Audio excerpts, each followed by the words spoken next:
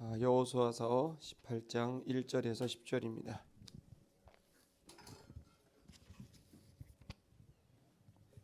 한 절씩 교독하겠습니다. 이스라엘 자손의 온 회중이 실로에 모여서 거기 회막을 세웠으니 그 땅이 이미 그들의 앞에 돌아와 복종하였음이나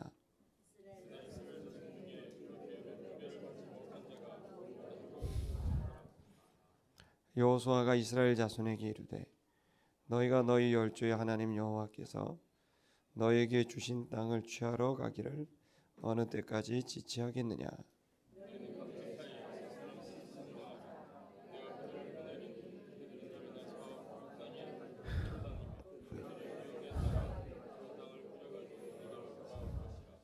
그들이 그 땅을 7 부분에 나누되 유다는 남편 자기 경내에 거하고 요셉의 족속은 그 북평 자기 경내에 거한즉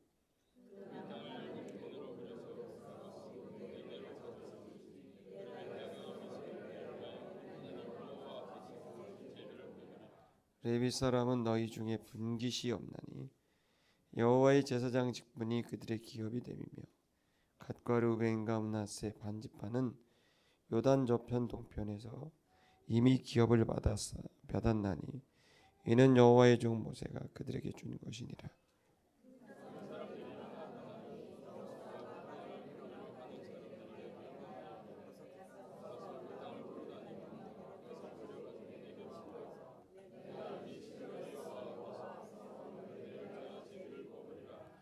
그 사람들이 가서 그 땅으로 두루 다니며 성읍들을 따라서 7 부분으로 채게 그리고 실로 진에 돌아와 여호수아에게 나오니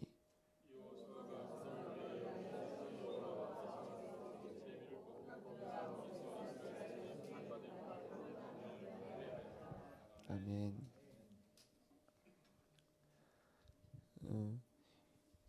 오늘 본문의 말씀은 7 족속들이 원래 12 족속들이 있었는데 그 12 족속들이 이제 요단 동편 그리고 요단 서편을 이제 정복하고 다스리는 그 내용입니다. 정확히 말하면은 15장에서는 유다 지파가 정복을 하고 16장에서는 이제 요셉 지파죠. 에브라임. 그리고 이제 지난주 17장에는 이제 므낫세가 이제 땅을 이제 분배받고 이제 활동하는 내용입니다. 근데 이제 이 족속 이외에 7 족속들이죠. 그 7 족속들이 분배받는 내용은 사실은 일종의 책망 같은 겁니다. 그래서 본문의 말씀은 제목은 희망적으로 이렇게 정했습니다만은 실은 여호수아가 억지로 7 족속들을 이제 땅을 분배하는 내용입니다. 그 이유는 뭐였냐면은 그 7개 족속들이 이제 땅을 분배받을 때 사실 그 유다 지파는 가장 안 좋은 국경지대, 남쪽 국경지대를 받았습니다. 남쪽은 이집트가 당시로서도 가장 강력한 출애굽한 지 40년밖에 안 됐기 때문에 4, 50년 됐고 또 그렇다고 이집트의 국력이 쇠한 건 아니었기 때문에 이집트에게는 이스라엘은 굉장히 기분 나쁜 존재인데 그래서 이제 이집트가 그 남쪽에 있는 국경지대를 유다 지파가 그를 분배를 받고 제일 척박한 땅을 받았어요. 근데 또 북편은 메소포타미아 문명이 거기는 뭐 에모리 족속들이 여전히 있고 그래서 거기는 이제 철기 문명을 사용하는 강력한 집단이 메소포타미아 지역에 있어서 언제든지 쳐들어올 수 있어요. 그 북편을 누가 받았냐면은 이제 요셉의 2 아들 그 이제 에브라임과 이제 므낫세가 받았는데 그리고 이제 중앙 지역이라고 할 수 있는데 그 이제 에브라임 바로 밑에 므낫세가 받아서 사실은 어떻게 보면 나머지 7족속들이 받을 땅은 안전한 땅이에요. 두 강력한 국경을 유다와 요셉 족속들이 차지하고 있었고, 그러면 그 안에서 이들은 상당한 혜택을 받고 있었는데, 문제는 뭐냐면 이 7족속들이 지금 땅을 분배를 받으러 오지 않는 거예요. 분명히 그 여호수아가 땅을 이제 분배를 했는데 라인은 정했어요. 근데 어떻게 된 일인지 7족속은 제비를 뽑고 그 땅을 할당 받고 가야 되는데 이 사람들이 눈치를 보는 거예요. 이유가 뭐냐면 어떻게 하면 희생이 덜 되는 대가를 지불하는 전쟁, 이제 그 땅을 분배받으면 그곳에 가서 잔당들이 남아 있거든요. 가나안의 잔당들. 이 잔당들을 이제 토벌을 하고 그 땅을 완벽하게 이제 취해야 되는 게 이제 땅 분배. 그래서 그 나라의 우상 숭배, 우상과 우상 숭배의 신앙을 멀리하고 거기 여호와와 여호와를 섬기는 나라의 문명을 만드는 게 이들의 사명이에요. 그래서 전체 가나안 땅이 여호와의 나라가 되고 그분이 다스리는 나라와 문명이 되게 하는 게 여기의 목적인데, 근데 이미 7족속들은 머리가 이제 이 전두엽을 활용하고 있는 거죠. 더하기 빼기라는 거예요. 7개 중에서 제비를 뽑아서 가져가야 되는데 안 오는 거예요. 왜 안 오냐? 어느 땅이 더 많은 소출을 거둘 수 있는 땅인지, 어느 땅이 더 좋은 땅인지, 그거 또 하나는 뭐냐면 어느 땅에 있는 그 가나안 족속들이 더 강력한지. 그래서 내가 이 땅을 괜히 했다가 소출도 적은 땅인데 대적도 강력하면 완전히 지뢰 밟은 거예요. 그러니까 사람들이 지금 7족속들은 지금 사실은 다른 족속들은 희생하면서 국경을 지키고 안 좋은 땅을 잡고 이렇게 하고 있는데 엄청난 혜택을 받고 있음에도 본인이 혜택을 받고 있는 7족속들이 혜택을 받으면 또 감사하게 그냥 아무거나 주세요, 열심히 할게요 이러면 되는데 그게 아니에요. 더하기 빼기를 계속합니다. 어떻게 하면 더 좋은 땅을, 보다 더 좋은 땅을 확보할까? 어떻게 하면 더 많은 희생이 따르는 그런 걸 하지 않을까? 이제 제가 기독교 기업인들이랑 대화할 때 항상 이렇게 물어봐요. 기업 활동에서 제일 중요한 게 뭐라고 생각하냐? 그러면 이제 그분들이 제가 아무래도 목사니까 생각할 때 기업에서는 사람이 제일 중요합니다. 그런 분이 한 60-70% 되고 그 다음에 한 20-30%는 기업에서 제일 중요한 거는 가치고 비전입니다. 이런 얘기를 합니다. 근데 저는 이제 그때 목사답지 않은 얘기를 하죠. 수익이 제일 중요하다. 그럼 깜짝 놀래요. 내가 해보니까 수익이 없으니까 기업이 망하더라. 수익이 없으니까 좋은 인재를 키우지 못하더라. 수익이 없으니까 좋은 상품들이 사라지더라. 내가 봐서는 수익이 나야 된다. 그런 얘기를 하면 굉장히 저를 속되게 봐요. 근데 저는 사실 슬픈 일을 많이 당해요. 그래 저의 이런 생각들도 아마 이 7족속과 다를 바 없을지 모르는데 저는 좀 방식은 달라요. 7족속들이 생각한 건 본인들이 수익을 내는 거예요. 그러나 제가 얘기하는 건 우리의 최대치와 하나님의 놀라운 축복과 은혜가 성과를 낼 수 있다고 믿는 겁니다. 예수 안 믿는 사람들도 사업에 가장 중요한 건 운이라고 생각합니다. 근데 실제로 우리의 인생과 일터에서 가장 중요한 건 하나님인데 이 부분을 보다 더 크게 보지 못하고 우리가 가지고 있는 더하기 빼기, 수익이라는 것은 수입과 지출의 차이 아닙니까? 이 수익과 지출의 간극을 넓히는 게 경영이 하는 가장 좋은 방법인데, 근데 이 사람들은 지금 여호와를 잘 믿질 않아요. 그들이 갖고 있는 건 수익과 지출에 대한 계산서뿐이지 실제로 하나님이 이 땅을 우리에게 주시었고 할 수 있다는, 가능하다는 생각을 별로 하지를 않는 거죠. 그래서 이들이 어떻게 하냐면 어정쩡하게 제비법으로 오지 않아요. 애매한 시간, 애매한 태도와 자세를 갖고 그냥 계속 있는 거죠. 그러니까 이제 여호수아가 화딱지가 나갔고 그들을 부릅니다. 그리고 그들에게 이제 책망을 하고 그들에게 격려하면서 새로운 도전을 하도록 이제 말씀하는 거죠.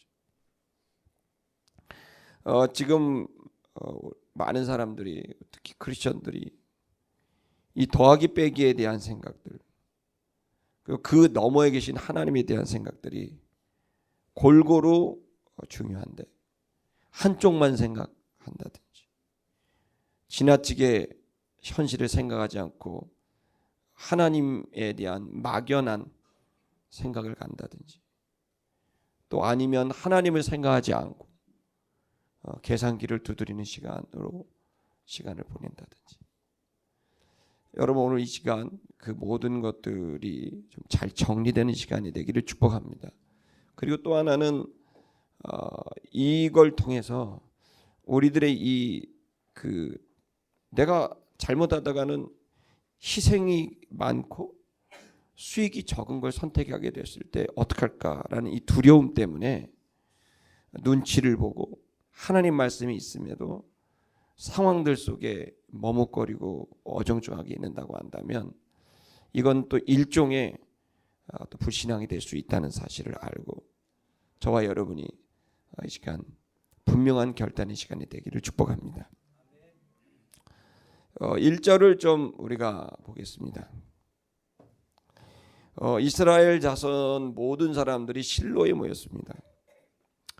실로는 이 실로라는 곳은 이제 여러분 성경에 구약이 엄청나게 많이 나옵니다. 왜냐하면 실로는 이동용 성막이 고정용으로 바뀌는 이제 도시가 실로입니다. 그 전까지는 이제 40년 동안 이스라엘 백성들이 텐트로 하나님이 구름 기둥 불 기둥으로 인도하셔 갖고 그걸 쫓아다녔습니다. 근데 이제 그걸 쫓아다니니까 레위 자손들이 특별히 그 성막을 해체하고 이동시키고 또 설치하고 이걸 계속 반복하면서 40년, 50년 가까운 시간을 보냈어요. 근데 그걸 하면서 이제 그들에게 되게 중요한 건 하나님의 인도하심이었어요. 그래서 늘 말씀을 쫓아갔고 주님의 임재를 쫓아갔어요.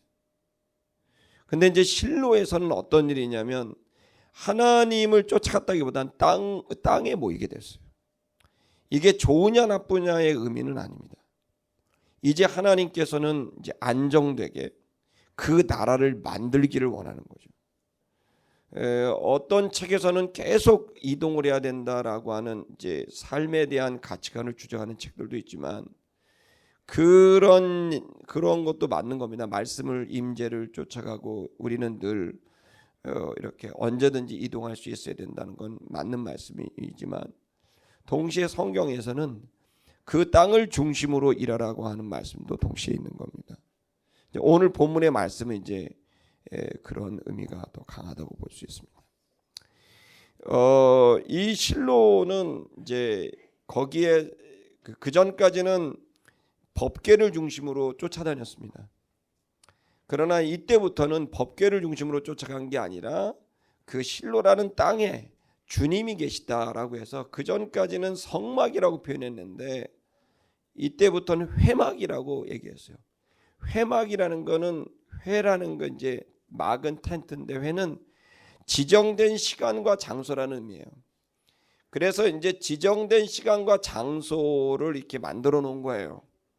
그건 뭐냐면 이제 약속의 장소. 거기에는 누구와의 약속? 하나님과 이스라엘 백성이 약속된 장소라는 거니까 그 전에는 법궤였는데 이제는 땅이 된 거예요. 그리고 절기가 들어오면서 절기 시간과 그리고 이제 땅이 공간이 지점을 찍게 되면서 거기에서 만나야 된다라고 이제 얘기를 하는 거죠. 그러니까 새로운 시대가 열린 거예요. 새로운 방식이 들어온 거예요. 지난 50년 동안은 이제 법궤를 중심으로 이동을 했다면 이제는 고정으로 주님을 섬기는 이제 새로운 이제 나라를 만드는 것으로 이제 말씀이 온 거죠. 그래서 여기에 이제 예레미야서라든지 뭐 다른 말씀들을 보면은 이 실로를 뭐라고 하냐면은 이제 하나님의 집이다 그렇게 표현하고 하나님의 전이다 그렇게 얘기한 거는 이제 그곳이 이제 그 실로라는 도시가 하나님이 이스라엘을 만나겠다고 약속한 도시라는 거예요. 그래서 이제 여기 본문을 보시면 이스라엘 자손들이 실로에 모였다 돼 있어요. 왜 모였겠어요? 하나님을 만나러 모인 거죠. 이제는 이제 각자의 자리가 있지만 각자의 자리에서 만나는 게 아니라 이제는 이 땅으로 왔어야 돼요. 그리고 거기다가 뭘 세웠냐면 회막을 세웠습니다. 회막을. 그리고 그 회막을 세웠는데 여기서 이제 중요한 거는 회막을 통해서 이스라엘 백성들에게 이제 얘기하고 싶은 게 있었던 거예요. 7 족속들 얘기해요. 자, 굉장히 중요한 문장인데 그 땅이 그들의 앞에서 이미 돌아와 복종하였습니다. 이렇게 되어 있어요. 이미 완료됩니다. 수동됩니다. 그러니까 이미 이 땅은 이스라엘 백성에게 순종하도록 되어 있다는 거예요. 이게 무슨 얘기냐면 7 족속들은 지금 고민하는 거예요. 내가 괜히 안 좋은 땅을 제비 뽑아갖고 괜히 이거 했다가 밀리고 희생당하고 우리 처자식들 죽고 또 땅을 그래서 얻었는데 이 땅이 소출이 적고 막 이런 계산을 하니까 이 사람들이 땅에서 얻을 자신감도 없고 이거로 인한 대가를 지불하는 게 너무 클 것 같으니까 이제 이 사람들이 고민해서 어떤 것도 지금 제비 뽑으러 오지 않고 나머지 족속들은 다 받았는데 7 족속들은 지금 서로 눈치만 보면서 어떻게 하면 좋은 실수하지 않는 이 결과를 선택을 할까 이 고민을 이제 하고 있는데 실은 이들은 고민하고 있지만 이 땅은 이미 그들이 뭘 선택해도 그들의 말에 순종하고 복종하도록 되어 있다는 거예요. 그러니까 시각의 차이인 거예요. 이들이 걱정하고 염려하는 것은 할 필요가 없다는 거죠. 전혀 없는 거죠. 그들 앞에 돌아와 있다는 거예요. 그래서 이들은 막 걱정하고 염려하면서 이것을 접근하지만 이미 여기 복종한다는 말이 카바시는 짓밟았다라는 뜻입니다. 완전히 복종됐다는 뜻이에요. 여러분 이건 이제 성경 얘기는 아니지만 제가 설교 말씀을 여러분 이해시키기 위해서 제가 생각한 것들인데 그게 뭐냐면 인간이 불행하다는 걸 언제 느낄까? 인간이 불행을 느낄 때는 어떤 거냐면 본인이 선택할 수 없을 때예요.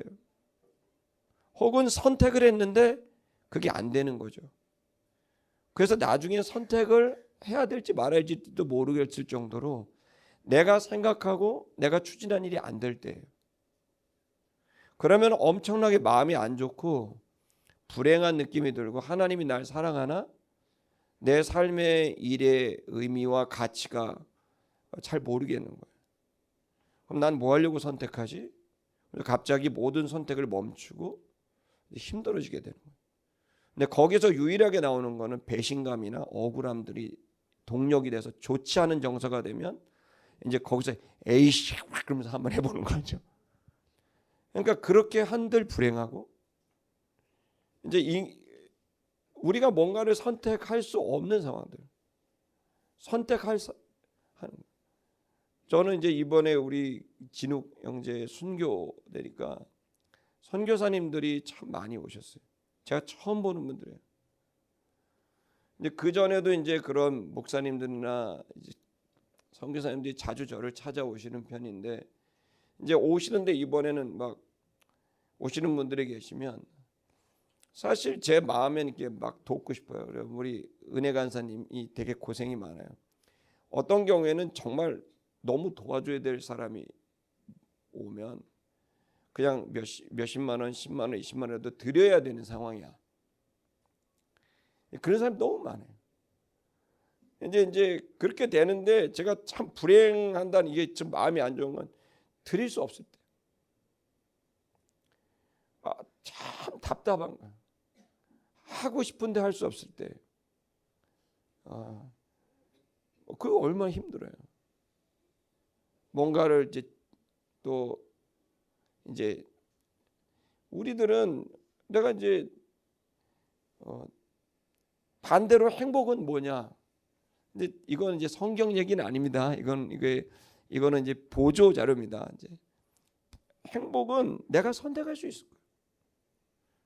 선택할 수 있는 게, 아까 우리 기도 때 우리 형제도 얘기했지만, 신앙을 선택할 수 없도록 만드는 상황이 있어요. 또 혹은 선택을 했지만 안 되는 거야.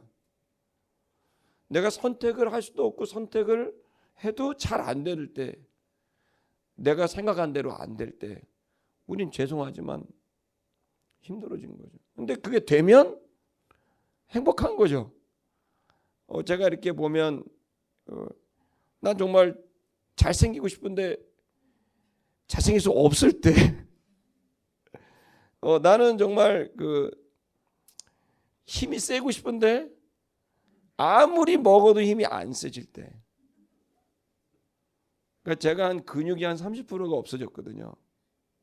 한 1년여 동안. 그러니까 예전에는 이제 근육이 있을 때는 힘이 있는데, 근육이 없으니까 숨도 잘 안 쉬어지고 소화도 잘 안 되고, 이게 다 근육인 것 같아요. 근데 하고 싶은데 못 해요. 그거 너무 힘든 거죠. 그래서 아픈 게 힘든 거예요. 하고 싶은데 안 되는 거예요. 근데 가끔 보면 이제 하고 싶은데 되는 경우가 있어요. 이게 우리 청년들 이렇게 보면 이제 그냥 선택했는데 잘 되는 경우들이, 이렇게 합격도 하고 뭐 이렇게 자기가 원했던 자매를 딱 드림 컴퓨 그래갖고 이제 딱 꿈이 이루어지고 막 이런 것들이 이제 있지만, 그래요. 근데 이제 거기에 하나가 더 있는 거예요. 그게 뭐냐면, 그런 불행과 행복을 경험하지만 더 중요한 거는 그 너머에 주님의 손길이 있는 거예요. 그러니까 사실 여러분, 그 주님의 손길을 좀 깨달을 필요가 있어요. 제가 가끔 보면은 도저히 교수할 수 없을 정도의 지적 능력으로 제가 보이는데, 명문대학에 교수를 하시는 분들이 가끔 이렇게 있어요. 허술하게 짝이가 없어요. 어쨌든 지퍼도 안 올리고 막 저하고 만나는, 교수님 그 지퍼가 들어가셨네.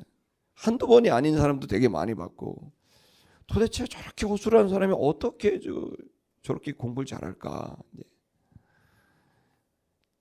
제 결론은 얻어 걸렸다, 이런 생각이 듭니다. 왜냐면 또 사업을 뭐 어마어마하게 잘하는 사람이 있어요. 하다 보면 내가 훨씬 똑똑한 것 같은데 대하다 보면 어떻게 저렇게 되나? 그럼 이제 제 결론은 저것은 얻어 걸린 것이다. 오늘 이제 여러분에게 이제 사고의 그 덩어리를, 세 덩어리를 준 거예요. 여러분이 선택할 수 없고 선택해도 잘 안 되는 그 사고 덩어리와, 여러분이 선택을 해서 선택할 수 있고 선택한 것이 잘 되는 덩어리와, 또 하나의 덩어리는 우리 이 머리 위에 있는 삼각구도인데, 그 덩어리는 내가 잘못 선택했던, 잘 선택했던, 더하기 빼기, 수익, 지출, 뭐 이거 아무 상관없이 이제 주님의 주권적인 역사, 이 세 가지의 덩어리에 대한 생각들이 좀 필요하다는 겁니다.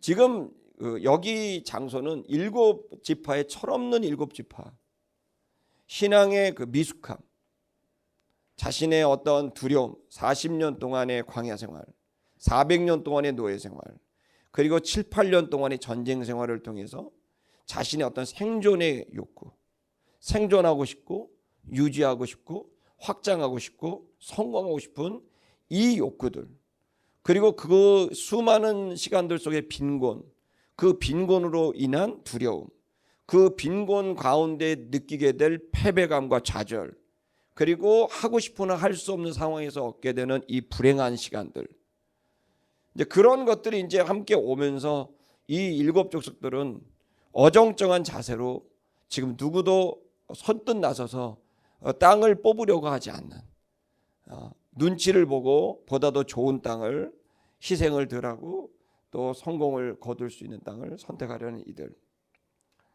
자, 이것이 어디에서 이루어졌느냐?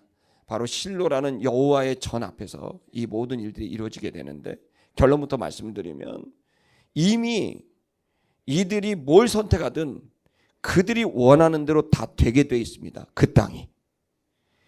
그 땅은 그들 앞에 이미 돌아와 복종한 상태이다. 그러니 그들이 원하는 대로, 생각하는 대로, 말하는 대로, 하는 대로 그 땅은 순종하게 되어 있어서 겉으로 볼 때는 척박한 땅이어도 그 땅이 이 사람들이 하나님의 일을 하고자 하고 그 꿈을 펼치게 되면 반드시 그 땅은 그 꿈을 이룰 수 있는 땅이 될 수 있다는 거죠. 여러분, 우리 진욱 선교사 순교하신 디아르바쿠르라는 곳에 그 도시가 가보면 가난하기 짝이 없는 도시입니다. 근데 갔는데 공항이 너무 좋은 거예요. 어마어마하게 공항이 좋아요. 그래갖고 공항을 다 갔을 때, 야, 난 촌스러운 동네인 줄 알았는데 100만 명 사는 동네. 그래서 대단해요. 공항이 인천공항보다 더 좋아요. 딱 나갔더니 완전히 못 살아요.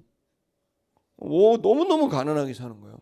그러다가 맥도날드를 먹으려고 잠시 휴식 시간에 밥을 먹으려고 이제 밥이 없으니까 그래서 맥도날드 들어가려고 몰에 갔더니 몰은 여의도 IFC 같이 생겼어요. 또. 완전히 극과 극의 도시예요. 그래서 제가 이 도시가 이게 어떻게 된 건가 이렇게 물어봤더니 이 도시가 원래 이제 아주 변방에 있는 곳이라 이제 약간 밀린 사람들, 시리아족들, 그다음 쿠르드족들 사는 아주 안 좋은 동네인데, 근데 터키 전역에서 부자가 제일 많은 동네라는 거예요. 왜 이런 일이 벌어졌냐? 그들이 왔는데, 밀려왔는데 여기에 석유도 나고 어마어마한 그 광석들이 나는 거예요. 그러니까 어설프게 밀려서 이 땅을 분배받았으나 이 땅이 훨씬 더 좋은 땅이었던 거죠. 제가 이제 오늘 설교 얘기도 말씀드릴 수 있는 거는, 우리의 눈으로 보는 것은 어디가 좋고 어디가 나쁘고를 할 수 있지만 우리의 지식은 제한되어질 수밖에 없다. 그리고 이 제한된 지식을 가지고 우리가 계속 더하기 빼기를 해본들, 물론 의미가 있습니다. 잘 관찰해야 되고 잘 결정해야 됩니다. 그건 하나님 우리의 주시는 하나님의 아들로서 마땅한 태도입니다. 그러나 그것과 상관없이 더하기 빼기의 결산과 상관하지 않고 하나님의 일이 돼야 되면 돼야 되는 거죠. 사실 아름다운 교회가 지금까지 왔던 게 그렇습니다. 더하기 빼기 열심히 하지만 더하기 빼기로 결정된 건 없습니다. 항상 하나님의 뜻대로 가게 되기를 기대하고 있는 거예요. 저는 이번에 연희동 가는 거를 사실 오늘 아침까지 저희 아내랑 제가 2주 전에 이 얘기를 했는데, 제가 연희동을 안 갈 수도 있겠다는 생각을 했습니다.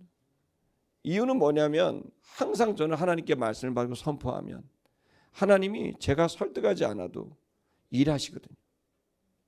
근데 이번에는 일을 안 하시더라고요. 한 사람도 건축헌금을 하지도 않고 기도회에 그것 때문에 나오지도 않고 어떤 반응도 없어요. 그래서 저희 마음에 어제 저녁에 아내랑 둘이 얘기를 하면서, 하나님이 이거가 원하지 않을 수도 있어. 이건 우리들의 생각일 수 있어. 하나님이 원하지 않는 일을 하면 안 돼. 더하기 계산은 다 나와요. 신촌 아름다운 게 그동안 항상 적자였습니다. 할렐루야. 흑자가 돼본 적이 없습니다. 근데 지나고 나니까 어때요? 우리가 연희동 갈 수 있을 만한 수십억 원의 현금도 생기고, 이런 예배당도 우리가 무슨 돈으로 이걸 매매를 해서 살 수 있습니까? 이거 수십억 원씩 하는 것들입니다. 이 돈들을 우리의 헌금으로 하지 않았습니다. 하나님의 말씀을 선포하고 아멘하고 순종하면 그 일들이 늘 되어왔고 생각지 않은 일들로 인해서 됩니다. 계산은 언제나 마이너스지만 마이너스라도 하는 겁니다. 정당하고 바르게. 저는 3대 목회 원칙이 있어요. 하나는 정도 목회. 정당해야 된다. 불법, 편법 안 된다. 그리고 또 일방적으로 더 해도 안 된다. 정당해야 되고 맞아야 된다. 그리고 책임 목회. 그리고 난 다음에 문제가 생기면 책임은 내가 진다. 모든 책임은 지도자에게 있다. 그것에 대한 재정이든 그것에 대한 문제든 책임은 내가 진다. 마지막 세 번째는 가족 목회. 책임을 지는데 문제가 되고 잘하는 사람도 있고 못하는 사람도 있지만 가족이다. 못해도 가족, 잘해도 가족이다. 함께 간다. 그러니까 저는 원칙이 딱 지어요. 그래서 공의, 정의, 은혜, 긍휼, 자비예요. 사고를 그렇게 해요. 정당해야 돼요. 근데 정당한 것을 따지기 시작하면은 더하기 빼기를 해야 되는데 그거부터 시작을 해서 우리는 어떻게 책임을 질 것인가를 가져갑니다. 그때 여러분과 제가 생각해야 될 건 우리가 가지고 있는 이 모든 일들이 하나님이 기뻐하는 일이냐 그렇지 않는 일이냐를 빨리 점검해야 됩니다. 그렇지 않고 그것 없이 계산을 하고 그 방식대로 하지 않으면 하나님과 상관없는 일을 벌이고 사람들에겐 박수를 받아도 하나님과는 상관없는 일을 할 수도 있다는 거예요. 지금 우리의 가지고 있는 선택할 수 있는 것과 또 뭔가 손해받을 수 있는 것과 얻을 수 있는 것 그리고 그 위에 하나님의 것이라는 이것 안에서 여러분 좀 더 이 말씀을 보시면서 우리의 생각을 좀 진리에 맞도록 우리 원리적 삶을 사고 방식을 우리가 갖게 되길 바랍니다. 좀 더 보겠습니다. 그래서 이미 이제 그 원리는 이 땅을 하나님이 일해 놓고 계셔서 여기 수동태니까 이건 하나님이 그 땅에게 명령했고 이미 이 권한은 이 이스라엘 백성에게 와 있어요. 이 권한이 와 있고 홀이 와 있는데 이걸 지금 이제 이스라엘 백성들은 이거 모르고 있는 거죠. 이들은 계속 계산만 하고 있는 겁니다. 근데 그들 앞에 이제 돌아왔습니다. 자, 2절. 그들이 이스라엘 백성 중에 이제 남게 됐는데 다른 사람들은 이미 결정이 됐습니다. 이미 아주 안 좋은 국경 지역이 전부 다 됐죠. 분배를 근데 이들은 받지 못했어요. 그들은 7지파였습니다. 3절. 그 여호수아가 그래서 이들이 이제 계속 분배를 안 받는 거예요. 그러니까 여호수아가 이제 화가 났어요. 이스라엘 자손에게 말했습니다. 너희가 언제까지 지체하려고 그러느냐? 싸울 생각을 안 해. 자, 이 땅을 분배를 하고 가서 거기 토벌 작전을 하고 잔당들을 물리치고 우상을 파하고 여호와의 나라를 만들라는 사명을 줬는데 이 이스라엘 사람들이 지금 어떻게 하냐면 보다 더 좋은 땅을 위해서 계속 이제 선택을 안 하고 있는 거예요. 그러니까 여호수아가 너 언제까지 이렇게 하겠느냐? 여호와께서 너에게 주신 땅이다. 주님이 주신 땅인데 근데 이들은 지금 주님이 별로 없는 거예요. 오로지 본인들의 생존, 본인 지파들의 생존 여기에만 초점을 맞추고 있어서 지금 계속 어정쩡하게 있는 겁니다. 넘겨주시면 4절. 너희는 그러니까 여호수아가 이제 대안을 얘기합니다. 사실 하나님의 일은 무엇을 하느냐는 그렇게 대단하지 않고 거의 우리는 압니다. 무엇을 해야 될지. 무엇을 해야 될지 모르는 사람들은 이제 하나님 내가 무엇을 해야 됩니까라고 하는 것을 여러분 꼭 기도하고 여러분들이 결정할 수 있게 되길 축복합니다. 근데 여러분이 그렇게 할 때 성경 안에서의 무엇을 해야 될지의 그 내용은 6년 동안 해야 될 일을 생각하시는 게 제일 좋습니다. 할렐루야. 얘기를 별로 아멘 안 하시네요. 왜냐하면 하나님의 일은 6년이라고 1년 안식하기 때문에 이제 평생을 해야 될 일도 중요하지만 여러분 그것까지 생각할 거는 아니고 6년 안에 할 게 뭐가 있을까? 그걸 더 여러분에게 할 수 있다면 여러분의 일상으로 담아내려면 내가 3개월 이내에 할 수 있는 일이 뭐가 있을까?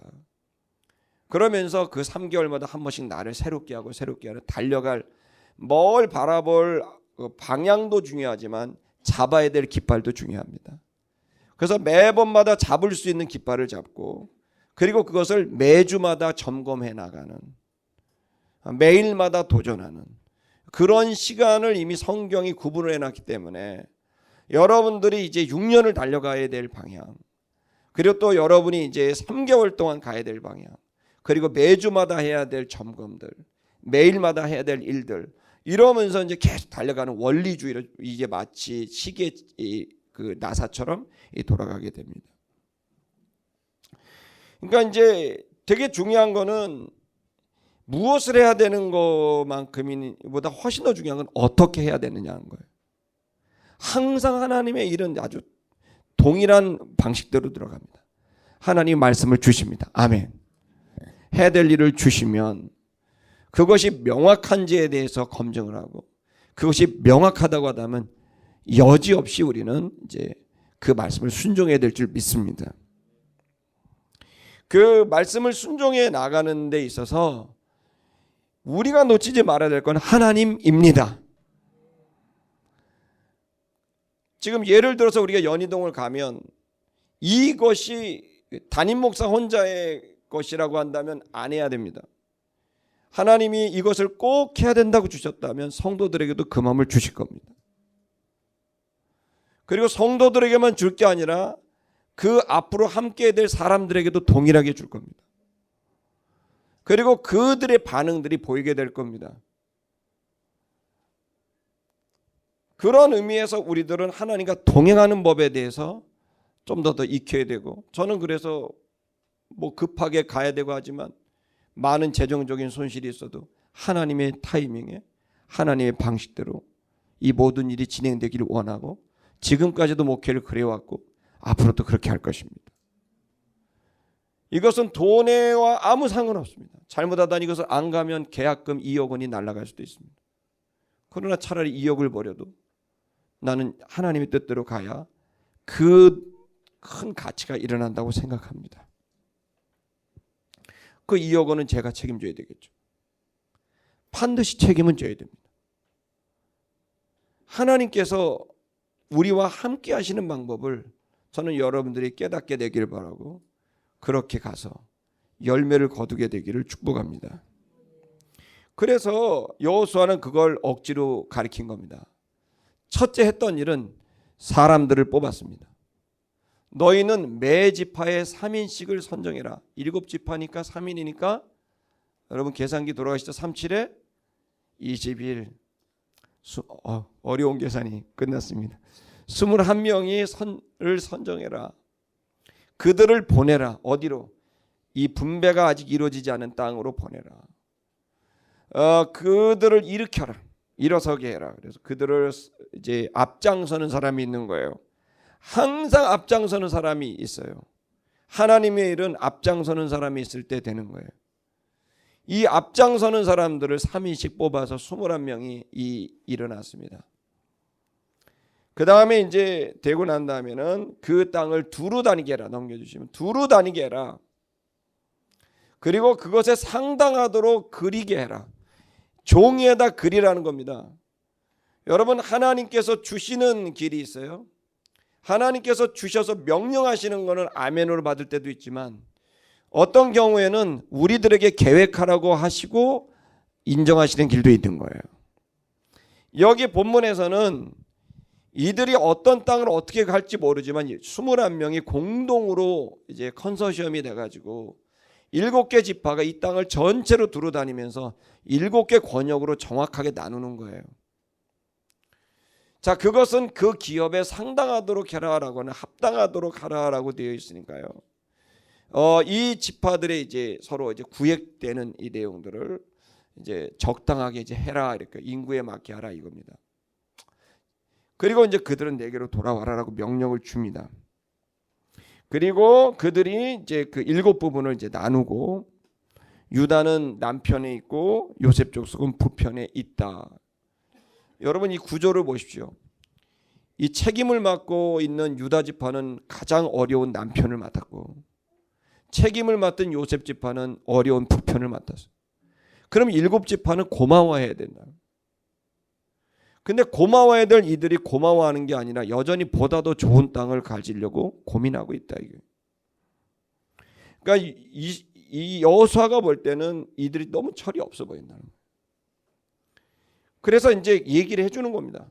너희들은 이 가운데를 하는 거고 7부분 하는 거고 나머지는 이렇게 위아래로 하는 거다. 6절. 그래서 너희는 그 남은 땅을 7부분을 이제 그려라. 그러니까 여호수아가 그려준 게 아니에요. 21명 보고 그려라고 한 거예요. 지금 우리 국회에서 지금 막 그 내년도 그 뭐 그런 것 때문에 막 선거법 때문에 막 그려라 지금 난리가 났잖아요. 아마 난리가 났을 수 있어요. 21명이 어떻게 의사 결정을 했는지는 여기 담아져 있지 않아요. 근데 쉽지 않았을 거예요. 양당도 아니고 이게 7당이 지금 이제 하는 거니까 7당이 지금 이제 이걸 선거구를 지역을 나누는 거고 이거는 거의 자기 운명과 같은 이걸 나누는 거니 지분을 나누는 거니 쉬웠겠습니까? 네, 부모가 유산을 남겨도 3명만 남겨도 3명이서 갈갈이 찢는데 이 7족속이 남기니 쉽지 않은 거지만 던져준 거야. 니들이 해라. 어디 앞에서? 성전에서. 신앙의 양심을 걸고 해라. 하나님 앞에서 지금 땅을 지분을 나누라.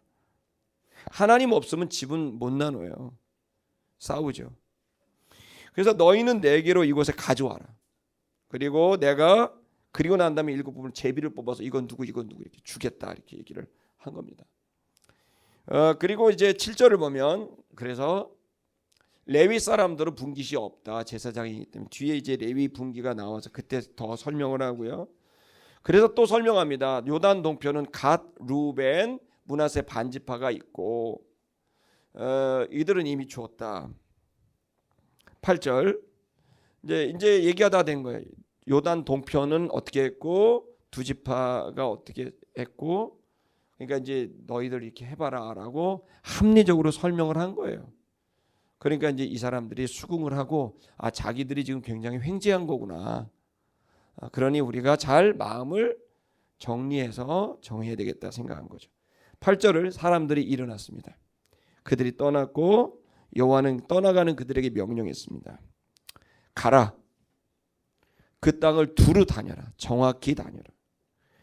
그리고 그려 가지고 와라. 내게로 돌아와라. 이렇게 명령을 했습니다. 그러면 내가 제비를 뽑겠다. 근데 이 제비는 내가 너하고 친하니까 가까우니까 머니까 사이가 안 좋으니까가 아니라 너희를 위하여 여호와 앞에서 제비를 그냥 뽑겠다. 어디? 실로에서. 이 얘기는 하나님 앞에서 하겠다. 그랬더니 이제 9절에 사람들이 가서 다녔고 그려왔습니다. 10절을 넘기겠습니다. 10절에 여호수아가 그들을 위하여 제비를 뽑았고 그 땅에서 지분이 분파대로 잘 이루어졌다라는 이제 내용입니다. 우리가 지금 이 본문의 말씀을 통해서 가야 될 거 7족속이 가지고 있는 이 생각이 어쩌면 우리들이 갖고 있는 생각일 수 있다. 우리는 계속 더하기 빼기를 합니다. 수익과 지출. 그래서 어떻게 되면 수익을 낼 건가. 근데 거기에 사람들은 이렇게 얘기합니다. 희생하지 않고 더 많은 결과를 얻는. 그게 당연히 경영을 하는 입장에서는 맞을 겁니다. 하지만 이제 어떤 경우에는 우리는 좀 다른 생각이 필요한 겁니다. 제3의 생각.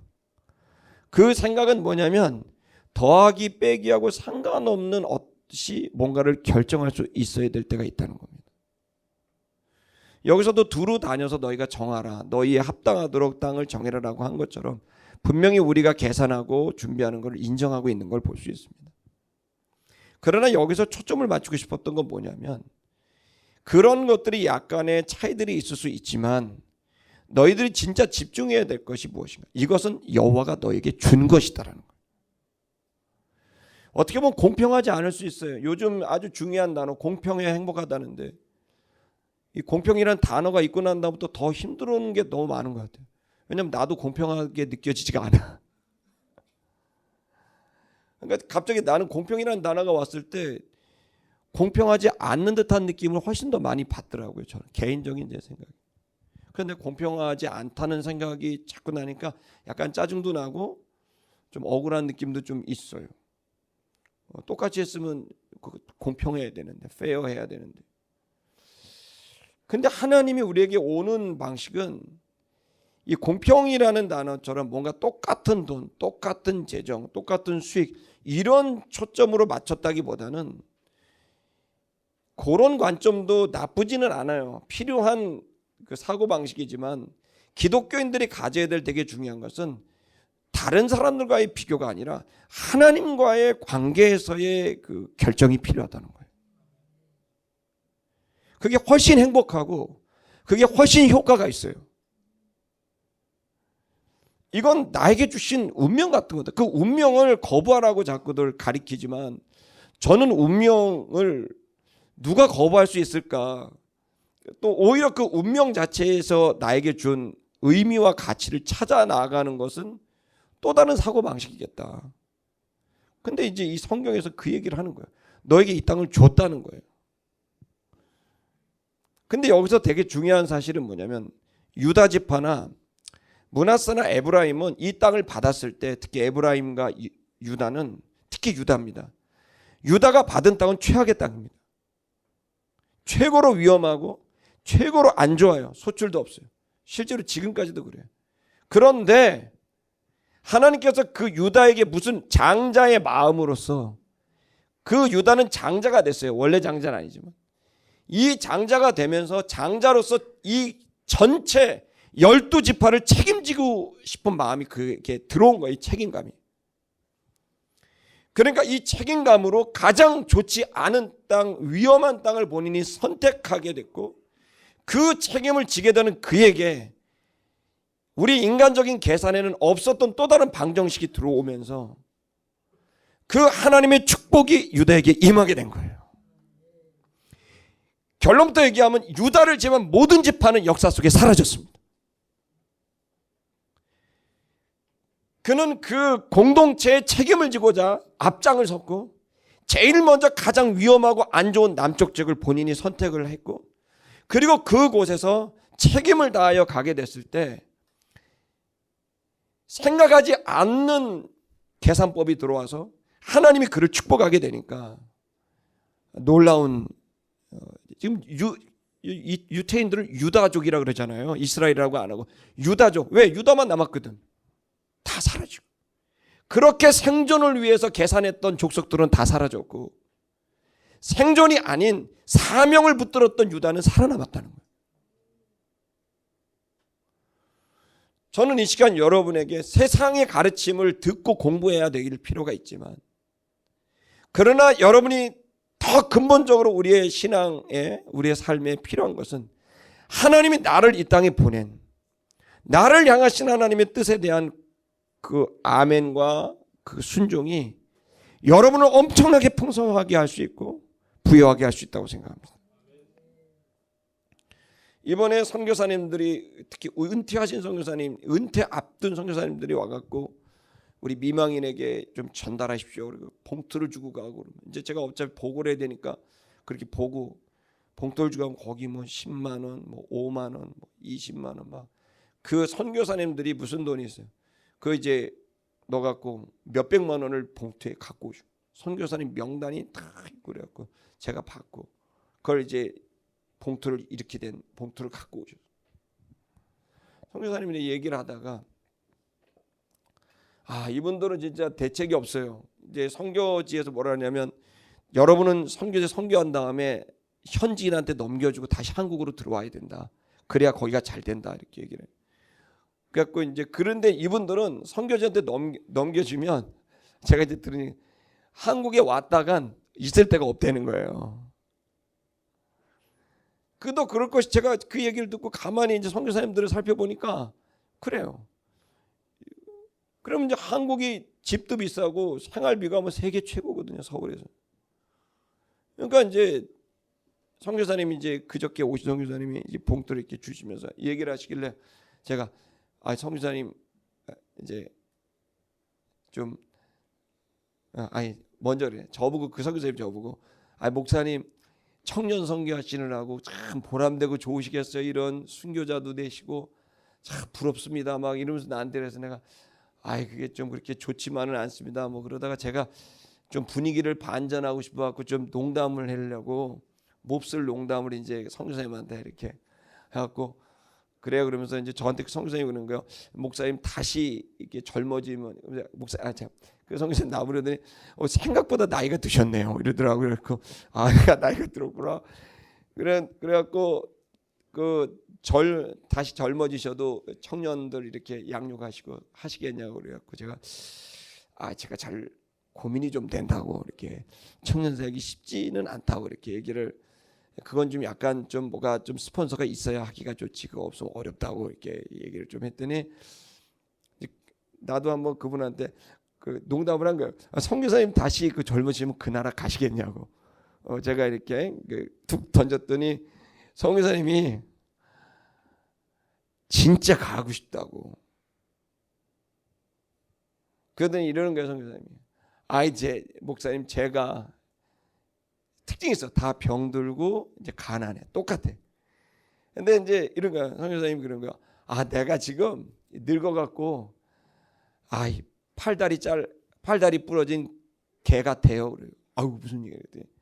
나는 입만 살아서 짖기만 해요. 할 수 있는 게 없어요 지금. 걔 저가 보니까 팔다리 부러진 개 같아요. 그러니 목사님 일할 수 있는 젊은이를 주시면 저는 선교에서 개처럼 짖을 테니까 젊은이들은 일할 수가 있을 텐데 많이 좀 보내주세요. 그렇게 얘기를 하는 건데 자기를 개라고 얘기를 하더라고. 저는 짖는 것밖에 못한다. 두 가지가 제 마음에 안 돼. 하나는 저렇게 늙고 병들어도 저렇게 야망이 있구나. 조금만 더 하면 이 나라가 바뀔 것 같다는 거예요. 제가 볼 때는 굉장히 더 해야 될 것 같은데 저 믿음이 어디서 저 계산이 나오나. 조금만 더 하면 자기가 조금만 더 하면 이게 열매가 날 거 아니에요. 제가 볼 때는 굉장히 오래 하셔야 될 것 같은데 그게 그 믿음에 내가 한번 놀랬고 두 번째는 그 믿음과 함께 그 선교사님들이 가지고 있는 주님을 향한 자신의 모든 것을 던지고 싶은 주님의 뜻대로 살고 싶은 그 순수한 믿음이 너무너무 부럽고 저한테 도전이 되는 거예요. 여러분 지금 우리가 여러분 개인도 그렇지만 교회도 그렇습니다. 사실은 여러분이 지금 누리는 모든 것들은 다 얻어 걸린 것 같지 않습니까? 일곱 지파처럼 얻어 걸린 겁니다. 누군가는 희생했기 때문에 된 겁니다. 그리고 그게 누군지는 모르지만 누구는 가장 안 좋은 걸 선택했기 때문에 누구는 여러분들 그걸 얻어 걸려서 누릴 수도 있는 겁니다. 그러면 우리가 지금 여기서 생각해야 될 건 일곱 지파의 철없는 모습이 아니라 유다 지파처럼 이 장면에 이런 장면이 여기 기록됐으면 얼마나 좋을 뻔했을까요? 여호수아에게 여호수아요, 우리 르우벤 지파는 가장 안 좋은 땅을 선택하겠습니다. 나머지 사람들이 좋은 땅을 선택하시도록 하십시오. 이 세 명이 그렇게 외쳤어야 돼요. 근데 그런 지파가 안 나오는 거예요. 대가를 지불하지 않고 얻는 거죠. 이 시간 여러분, 그러나 그러한 그 지파들에게 여호수아가 던진 것은 너희가 살펴라. 그럼에도 불구하고 일어나서 그 땅을 살피고 그러기만 해도 그리고 꿈을 그리면 이 땅을 너희가 허락받을 것이니 그만 고민하고 일어나서 땅들을 살피고 비전을 갖고 붙잡을 깃발을 꽂고 그리고 그걸 향해 너희가 나아가면 반드시 열매를 줄 것이니 더하기 빼기를 애지간히 하고 믿음으로 순종해 가라고 말씀하시는 겁니다. 저는 주님이 일하신다고 확신합니다. 어떤 식으로 일하실지는 기대가 됩니다. 우리의 불확실과 변수, 이 모든 것들은 주님이 일하시기에 가장 좋은 타이밍이라고 생각합니다. 여러분, 그렇게 일하실 주님을 기대하십시다.